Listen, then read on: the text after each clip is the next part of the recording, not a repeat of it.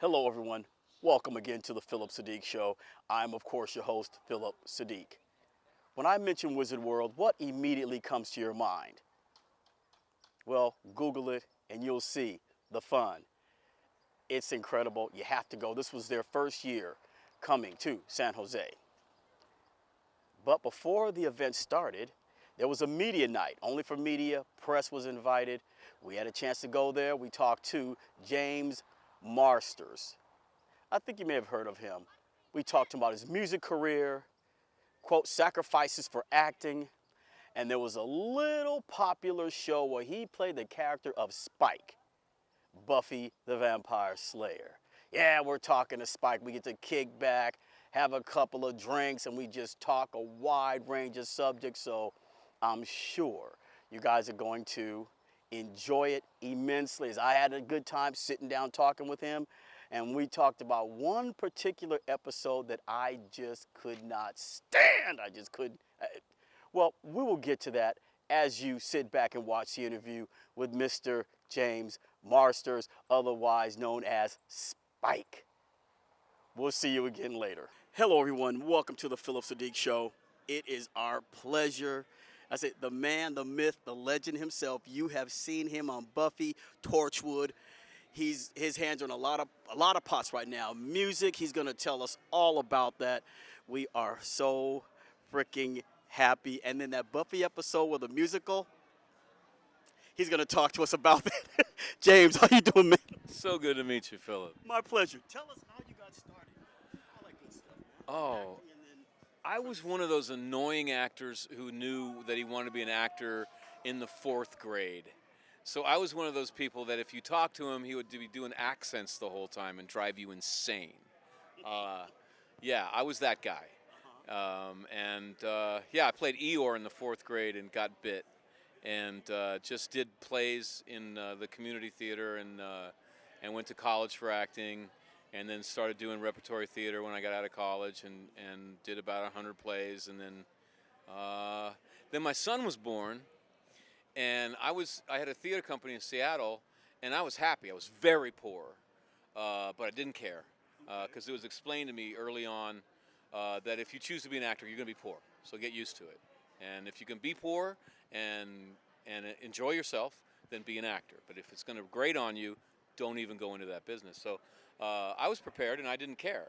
But when I had a son, it became clear like that quick that this little human being didn't decide to be poor. And you're going to have to at least try to make money. And so I came down to Los Angeles. And I was willing to do anything. Like, I had already done the art thing. I can act, I know that, that's fine. Now I want to make money. So I was like, I'll be Alf's sidekick, I'll be the new Urkel, I don't care. It's not about, it's just about the cat. So, and then I met Joss. Okay. And I was like, yeah, go ahead. Time out. Yeah. The new Urkel? Yeah. Why not? Like, what, are you going to pay me? Can I buy diapers with that Urkel money? Fine, I'll be Urkel. Whatever. Yeah, I would have done that. Yeah. Okay, a real actor, you guys see. Now. Do you have kids? Do you have kids? Yes, I do. See what you know what I mean? Oh, yeah. If they don't have food at home, I'll dig a ditch, man. It doesn't matter. Well, you know what? That's old school because, I mean, my kids are grown, but that's old school what you're saying because a lot of folks now, I'm going to go for my dream, the kids are starving, too bad. But you like, no, I have to do this now to make me better later. Yeah, because if you're laying on your deathbed and you're thinking about what jobs you had in your life, you're going to have a hollow time of it. But if you're thinking about your family and you think about your kids and that they're doing well, then you're going to have a good death. And I want to have a good death. I mean, it's kind of morose to be talking about death, but I think all my life I'm preparing for that moment. I don't want to sit there and go, oh no, I didn't do it right, Right. But we are talking Buffy the Vampire Slayer, so death is just perfect. Now, he met the Avengers director before he became that, Joss Whedon. How'd you guys meet? Joss had been looking for a Spike for months. And I guess they've been auditioning a lot of people, and they didn't find anybody that he liked enough to cast. And so they scraped the bottom of the barrel. And they just started calling in everybody, really. And I only had a couple of television credits. Nobody really knew who I was. I'd been in town for a couple months. And they called, and I got an audition. And I already had a good English accent because I watched a lot of Monty Python, and I'm from stage, so you do accents when you're on stage. And they cast me. I mean, like, I lucked out, man. I can't. There's no other way to say it. I was Drusilla's boy toy. That's probably the reason I got cast, is because Juliet Landau and I kind of clicked, because she's a stage actor too. So we kind of clicked in the audition, and the idea was that I would be Angel's first victim. Like Buffy and Angel sleep together, and then he goes evil and breaks her heart, and then his first act of evil is to kill me and take up with Drusilla. Yes. So I was supposed to be dead in like 5 episodes, and that's the only reason they made the character so cool, is because he wasn't going to be around very long. But the thing is, even to this day, as old as Buffy the Vampire Slayer is, you are still beloved. You you look on YouTube, people are still commenting about you and everything. There's not too many characters in TV series that still have that longevity.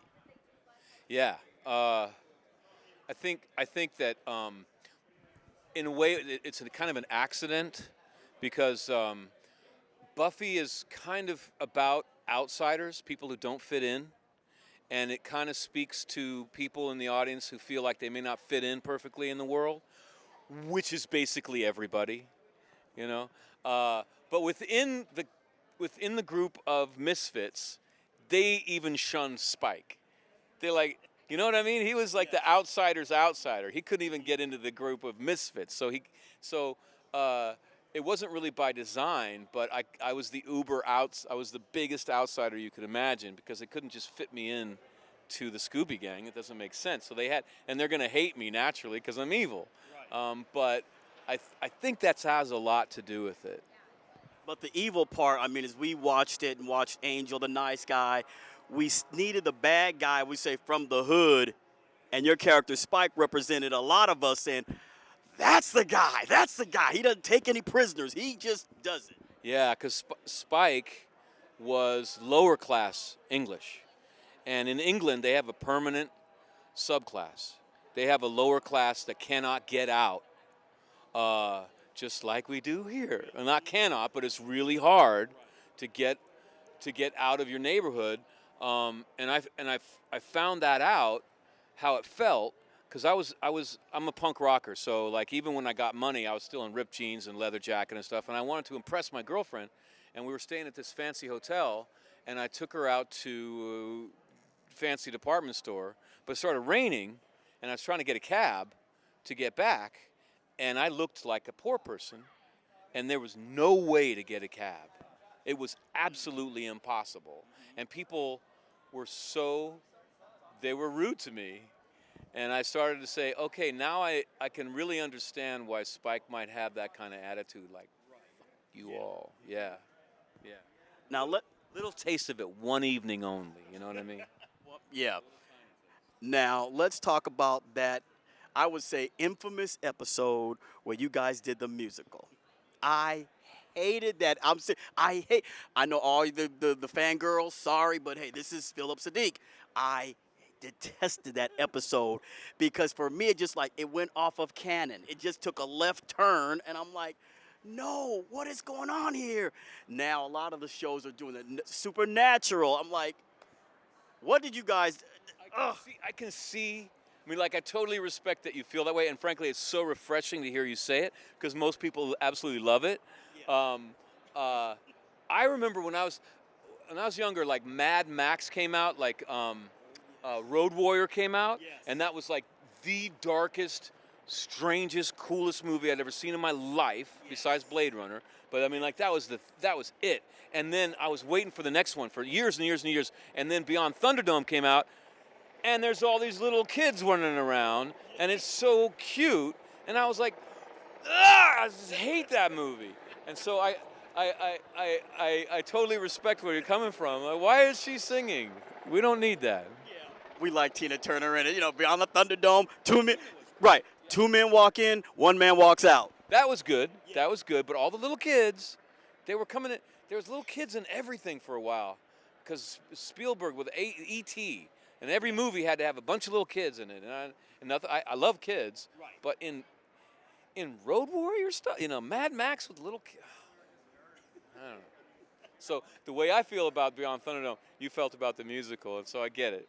It's okay. Yeah, but still overall, great series. Buffy the Vampire Slayer, great series. Now, you're also into music.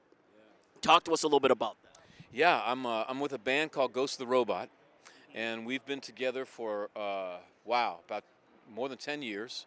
We've been all over the world. We played at large crowds. We've coming out with our 4th album, which is hitting iTunes on the 7th, called Bourgeois Faux Pas. And our first album was a real raw album, kind of like like one of my favorite Rolling Stones albums is the Basement Tapes, when they decided to just go into a basement and record quick and dirty and try to get that dirty sound where it's not too careful. And I think a lot of rock wants that dirt. And our first album was very much like that, mostly because I was producing it, and I'm a jerk when I produce. Because if I'm spending my own money, I'm like, you don't have enough time. No, 10 minutes, go. And I pushed it right through, and I think we got a good sound out of it. But we've always thought, man, now we have a little more time. But on this album, we wanted to really get back to that raw energy, that just pedal to the metal, fast pace, but also take all of what we've learned about studio production and give it a glisten and a gleam on top. And that's not easy to do, but I think we just nailed it. And I'm really excited about it. Yeah. Now, when you go on tour, what's the most exciting thing about going on tour and then coming back home? Well, being on tour, I get to hang out with the band, which is some of my best friends, and so we just have a great time. And it's uncomfortable, and you don't sleep much, and you have to kind of pull up the energy out of your socks, and you kind of find out how much you care. Because it's not 4-star hotels and 5 days in between sets. It's like, you play, you travel, you sleep if you can, and you play again. And if you don't have it, you find out real quick, Also, singing songs is way more dangerous for me than acting, because I'm writing the songs. And so, I write the songs that I sing. Charlie DeMars, who's another songwriter, writes the song he sings, and then Sullivan Marsters writes the songs that he sings. But when I go out and sing a song, I'm actually singing about stuff that I may not even be telling my best friend. It's like some really personal stuff, and I'm just singing it in front of people I've never met before. And it's kind of like, well, here's my soul. What do you guys think? And so there's a sense that it's very dangerous and very scary, and therefore really exciting.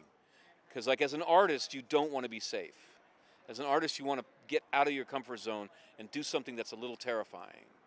Like one of my favorite stories of Jack White, of the White Stripes, yes. Really great musician. If he's doing a set and he's playing guitar and then he has to jump over to piano in the same song, he will push the piano away so that it's hard to get to it in time, just to get him out of his comfort zone. He still plays the same guitar that he originally bought when he was a teenager from Walmart. It's the crappiest guitar in the world, but he doesn't want any help. There's a documentary where he's just the documentary starts and he just takes a piece of wood and a nail, puts a guitar string around it, puts a little pickup on there and starts playing. He's like, you can make them, man. It's not that hard. Isn't that something? When you told me about your experience making music, it reminded me of Josh Homme from Queens of the Stone Age, where they have this place, they go to the high desert and they just go there and and create all these wonderful sounds of music. Yeah, I like to find out if I have it or not. I've been playing music since I was playing in bars when I was 14, and I like to get into a situation where you're so tired Or this is the other great thing about touring. Something invariably goes horribly wrong.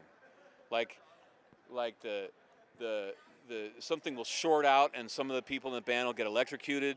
The drummer's hands will split open and then you start seeing blood start to fly out on the kit. The monitors will dump out. Any number of, or someone will jump the set and it can get dangerous. And any number of things can happen, and then so you're never comfortable. And you have to find each other. The band has to, find each other in orally, sound-wise, and stay together. Because rock, like in rock, it's got to hit clean, but it's through chaos that you're trying to find each other. So it's almost like you're soldiers on a battlefield, and there's smoke everywhere, and there's all this cacophony of sound, and you're trying to find your unit and get together so you can move as one thing. And it's not easy. Yeah. Wow, that sounds like fun, chaos, confusion, and then the joy after putting this all together and just going ahead and going for it. Now, Wizard World, the fans love you because you are approachable. You talk to them. You don't embarrass them when they ask you a question. Like some of the people I've seen, they embarrass the fans, but you don't. Why is that, so important to you? Well, because I'm a fan of sci-fi and fantasy. I was in one of the first science fiction conventions ever, back in the 70s. Back when it was only Star Trek and Space 1999.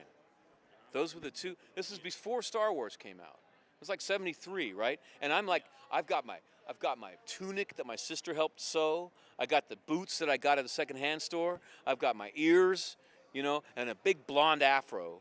And I'm beautiful for the first time in my life. Because I had a communicator that looked really good, and everyone wanted to talk to me about it.